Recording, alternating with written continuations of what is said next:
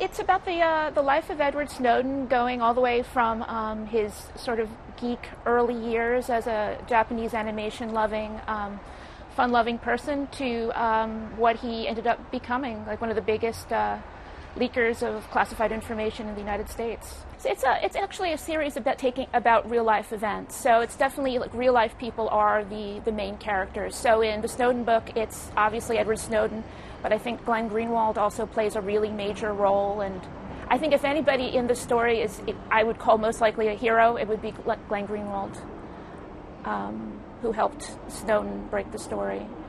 Everybody's in there, like Vladimir Putin, Obama, they're all comic book characters in the story. I always found him to be a very a fascinating and mysterious character, like very sort of cryptic, like what was going on behind those glasses. And I've also been very fascinated by truth tellers in general, people who sort of beat the odds and say things that need to be said, but that other people don't want them to say. I'm a blogger and a writer. I've written a couple of comic books for Marvel Comics. I did specials on The Punisher and the X-Men.